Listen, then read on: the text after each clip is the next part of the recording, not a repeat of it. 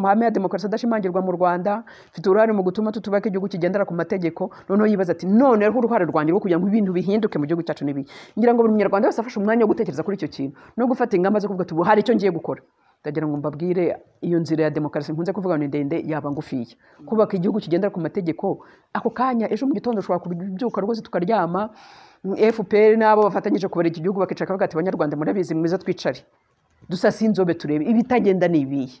Ese dukora iki kugira ngo tubihindure, kugira ngo twubake igihugu kigendera ku mategeko, twubake igihugu gifite amahame ya demokarasi, twubake igihugu gifite iterambere rirambye. Ndetse ibyo turamutse tubica bikubigeraho, twagera n'umutekano urambye mu gihugu cyacu. Ba bantu nahoze ndimo kubwira ngo bishyire intwaro hasi, noneho nta n'impamvu zaba zigihari z'uko bafata izo ntwaro. Dore ko kuvuga bati igihugu cyacu kiratengamaye, noneho abanyarwanda tugasigara turwana no kuva mu bihugu 25 bikennye. Ariko igihe cyose tutaragira amahame ya demokarasi mu gihugu cyacu, tutaragira kubahiriza kugira igihugu kigendera ku mategeko, umunyarwanda atarumva ko afite uburenganzira bwo guhaguruka ngo afate umuyobora amubwira ati ibintu wankoreye sibyo. N'uyobora nawe avuga ati mbereyeho umuturage, ntabwo mbereyeho gushimisha kanaka, si imbere yo gushimisha itsindiri niri, mbereyeho umuturage, mbereyeho gukora igihugu cyanjye. Igihe aho tutaraharenga abanyarwanda tuzaguma mu bihugu 25 bikennye byo kuri isi. Ubona hari uburyo bwashyizeho bugaragaza ko abantu bafite uburenganzira? Ntabwo bihereye hisi. Nakubwiye ibintu byose tubifite mu mpapuro birimo. Mu mpapuro nujya kureba mu itegeko nshinga uburenganzira bw'umuturage byo mu Rwanda bwo gutanga ibitekerezo mu bwisanzure, bwo gushaka amakuru, bwo gutangaza amakuru. Ubwo burenganzira bwose turufite, bw'uko abanyarwanda tureshya, bwo ufite uburenganzira ku butaka bwawe. Ayo mahame yose turayafite mu itegeko nshinga. Niyo mpamvu mbwira abanyarwanda bose ari uyobora n'uyoborwa, dufite intwaro yo kudufasha kubaka u Rwanda rukaba igihugu kigendera ku mategeko ashingiye ku mahame ya demokarasi. Intwaro turayifite, dufite itegeko nshinga ryuzuye pe. Ariko ikibazo dufite ni kimwe, harabura iki ngugira ngo iyo ntwaro tuyikoreshe neza hanyuma twubaka u Rwanda rwiza. Nubwo wagarutse ku kigendanye n'amatora, uvuga uti sindatora, ariko mu mahame ya demokarasi habamo no kwemera ibyavuye mu matora. Abantu baba batuye ukavuga uti biriya bintu n'ibyo ukabyemera, ariko sinzi niba hari igitekerezo babitangaho kigendanye no kwemera ibyavuye mu matora. Turebe niba koko rezilita z'amatora zemewe, ko biri mu bigaragaza ko amahame ya demokarasi. Ubwo ni gukora ni assessment ubwacu twihaye mu rwego rwo kugira ngo turebe se aya mahame iyi demokarasi wenda twanabishingiye no ku gihembo cyakwitiriwe gihabwa umuntu bigaragara ko hari icyo yakoze kugira ngo amahame ya demokarasi ashyirwe mu bikorwa cyangwa se abantu bayubahirize. Niyo mpamvu niyo kugira ngo tuganire kuri ibi bintu, turareba ibintu biva mu matora, izo rezilita ziba zemewe ku buryo twavuga ngo iryo hame rirahari hano mu Rwanda. Cyambere cyo nakubwiye, kubera ko amatora ataba mu bwisanzure, ntabwo nyine twanavuga ko ntegeza ko mu Rwanda nta n'umuntu wirirwa ajya kuvuga ati ibyavuye mu matora simbyemera. Kenshi ntegeza ko impamvu batanabyemera n'igize nuko haba ari umuntu wabanje gufungwa. Niba n'itegeko yafunzwe 2003 ngafungwa 2010, Diana agafungwa 2017, ntabwo ntekereza ko hari uwarenza avuga ati uko amatora yagenze nge simbyemeye singize gute. Donc kuko bavuga ati ahaha bantu bafunzwe. Usibye ko mu mahame ya demokarasi ubundi iyo amatora yabaye mu mucyo ukaba watsinzwe, ifo kubyemera ko watsinzwe, ukavuga uti rwose nge natsinzwe, ndetse ukanashimira uwatsinze amatora. Kuko watsinze amatora, yamaze gutsinda amatora agomba kwibuka ko ubatagiye kuyobora mu nyungu ze cyangwa mu nyungu z'ishyaka rye, ubagiye kuyobora igihugu mu nyungu z'igihugu cyose, mu nyungu z'abaturage bose. Niyo mpamvu burya iyo umuntu yatsinzwe mu matora ifo kwemera ko yakutsinze. Nta kwirirwa mu bihugu bya Afurika benshi bakunda no kujya mu muhanda kujya kwigaragambya bavuga ngo ntabwo amatora bayemera. Ntabwo biriya bintu njye mbishima, kuko niba wagiye mu matora ukabona ko amatora yabaye kandi yabaye mu mucyo, ntabwo mbona impamvu ugomba noneho gusubira inyuma ukajya mu muhanda uvuga ngo ntabwo ari byo. Birya babyita gusasa imigeri. Ntabwo uri gusasa imigeri iyo amatora yarangiye ukaba watsinzwe, ubundi uba ugomba kubyemera. Nari mvuze ibintu by'imyigaragambyo, ndagira ngo mbigarukeho. Hari n'abantu batekereza ko wenda iyo mvuze ibintu by'amahoro, abantu bashobora kuvuga bati imyigaragambyo mu gihugu cyacu, hari abantu bajya bavuga ngo imyigaragambyo mu gihugu cyacu ntabwo yemewe. Ntabwo ari byo. Imyigaragambyo mu gihugu cyacu iremewe mu itegeko, iremewe. ahubwo ikibazo dufite ni uko imyigaragambyo yemewe. Hano ndakora referanse kuri raporo yakozwe n'uwoherejwe mu Rwanda, intumwa idasanzwe ya ONU mu Rwanda, wa munyakenya. Urabona yakoze raporo aravuga ati mu Rwanda itegeko rahari ryemera imyigaragambyo, byako imyigaragambyo ikorwa mu Rwanda ni yatumijwe n'ubuyobozi. Donc ubuyobozi bwatumije imyigaragambyo biraba, ariko abandi iyo batumije nta n'undi ushobora gukoresha imyigaragambyo bibeho. Kandi koko sinzi ko basaba uruhushya muri Rwanda ngo baguhe gukoresha imyigaragambyo, ariko nagira ngo musobanurire abanyarwanda nabyo ni cya kindi nyine mvuga cyuko tukifite ikibazo cyuko dufite amategeko ari mu mpapuro. Nanjye nemera ko ubundi uburyo abaturage bafite bwo kugaragaza ko batishimye ni ugukora imyigaragambyo, ariko ntabwo nemera imyigaragambyo isenya, kuko hari ikintu abantu bajya, reka mbabwire, ibihugu byateye imbere muri demokarasi bajya bafata, kereka Abafaransa nibo na rimwe nanjye mbonye bajya basenya, ariko kenshi uzasanga harimo abantu bava mu bindi bihugu, baba mu Bufaransa baba bagiyemo bakabikora. Ariko mu bihugu byateye imbere ndareba nko mu Buholandi bajya gufata umwanya wo kwigaragambya, bakajya mu muhanda n'ibyapa bye, agatanga ubutumwa bwe, abayobozi bakabusoma, itangazamakuru ikabivuga, yarangiza akazinga icyapa cye agasubira mu rugo rwe. Nta kintu ateye ngo amene, nta modoka z'abaturage amennye, nta kintu atwitse, kuko hari ikintu njya nkunze kubona bikunze kuba kenshi mu bihugu bya Afurika, turakennye n'ubusanzwe. Noneho mugiye mu muhanda muratwitse, muramuneguye amazu, murasenyaguye amazu, ariko mba nibaza nkavuga ese bari abantu bazi ko barimo bisubiza inyuma, kuko nanone ntabwo tugomba gukora. Niyo mpamvu nanga impinduka zikozwe muri violence, mu ntambara n'ibyo byose, kuko intambara zirasenya. N'imyigaragambyo n'iyo ngiyo nayo irasenya, ntabwo yubaka, kuko niba mugiye mugasenya amazu, umuntu mwasenye mumushubije inyuma. Niba mutwitse imodoka z'abantu, uwo muntu kugira ngo azongere kwisuganya yongera agura kandi kamodoka bitari muri gahunda ko muyitwitse uwo mwanya, ni ikibazo. Donc mumushubije inyuma. Donc hari imyigaragambyo ishobora gukorwa mu ituze, nk'iyo ngiyo nge ndayemera, kandi no mu itegeko nshinga ni nayo yanditswemo.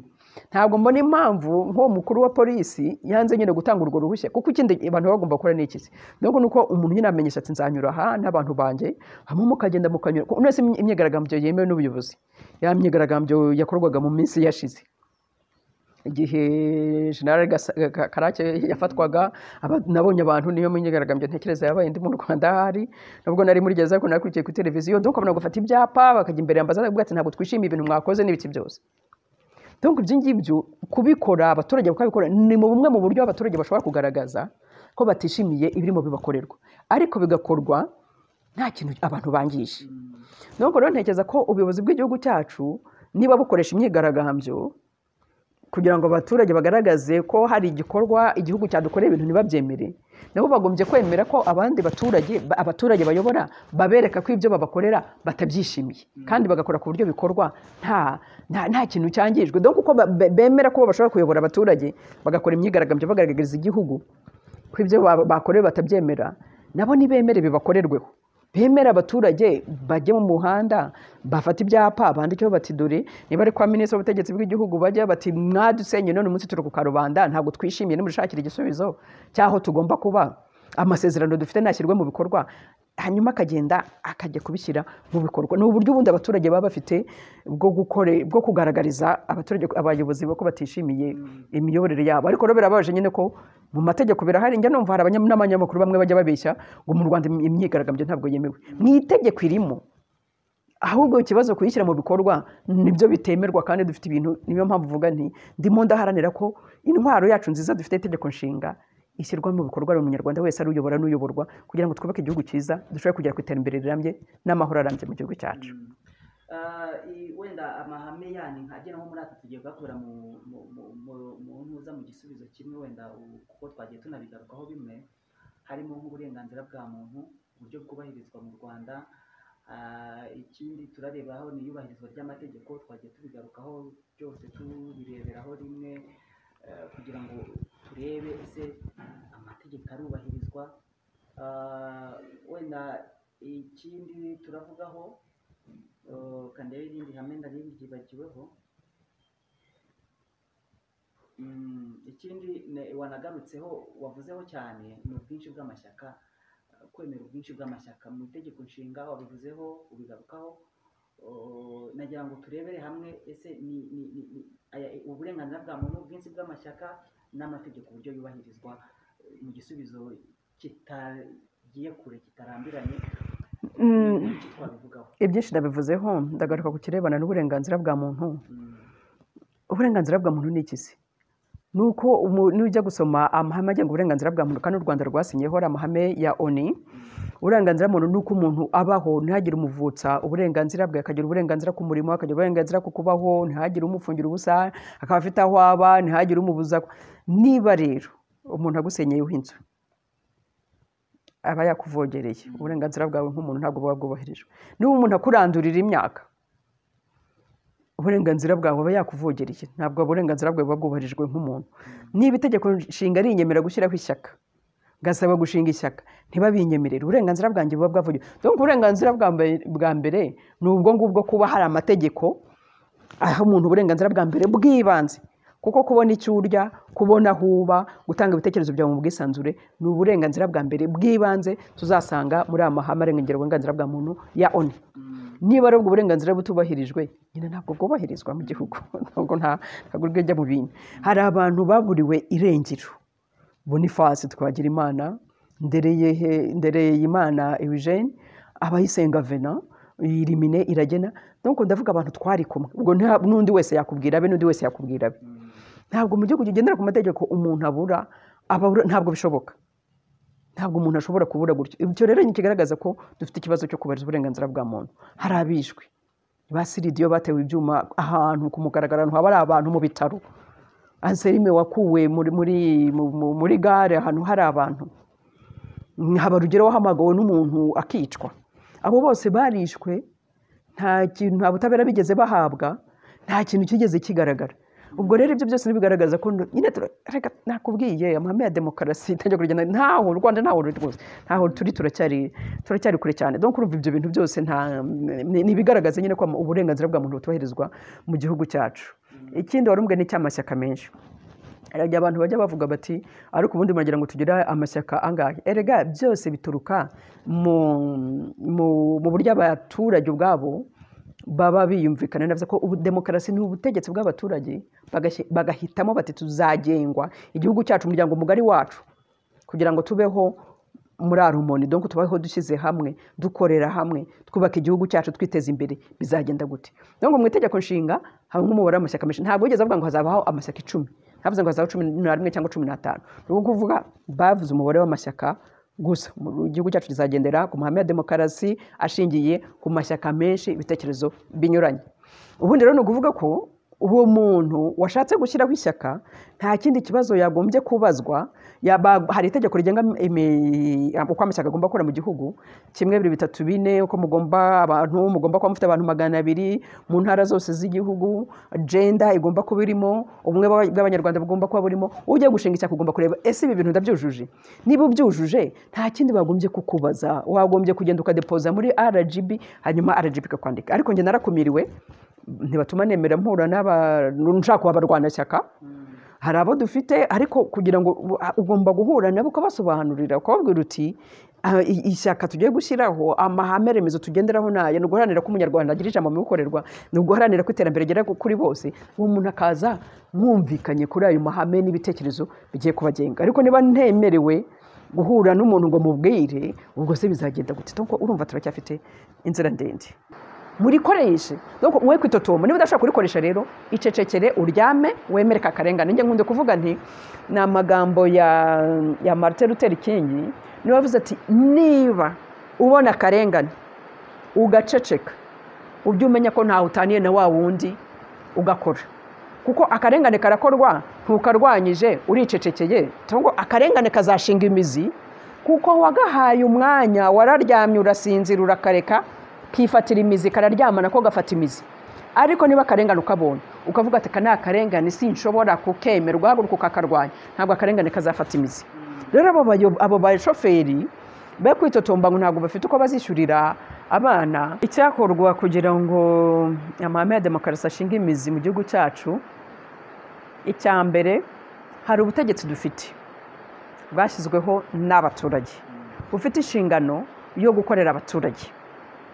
Icya mbere nasaba ubwo butegetsi ni ukwibuka yuko babereyeho umuturage. babereyeho gukora kugira ngo igihugu gitere imbere, abereyeho gukora kugira mu nyungu z'igihugu no mu nyungu z'aba baturage bamushyizeho.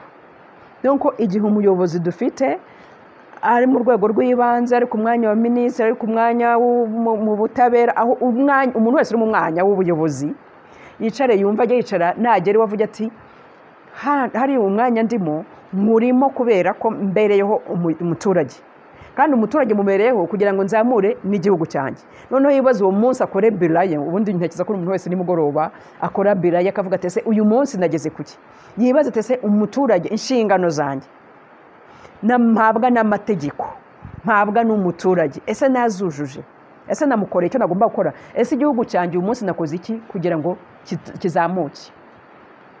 Noneho ndagira ngo nsabe n'umunyarwanda uyoborwa, buri munsi ujya wicara uvuge uti, aho gukomeza kwitotombera mu matamata muvuge uti ese ko mfite itegeko nshinga rindengera, ese nkora iki kugira ngo itegeko nshinga ryubahirizwe mu gihugu cyanjye, ese nkora iki kugira ngo amahame ya demokarasi yubahirizwe mu gihugu cyanjye, ese nkora iki kugira ngo icyitwa itegeko cyose aho kiri cyose cyubahirizwe, ese nkora iki kugira ngo ndwanye akarengane kari mu gihugu cyanjye, ese nkora iki kugira ngo nubake igihugu cyanjye mu mahoro cyiteze imbere.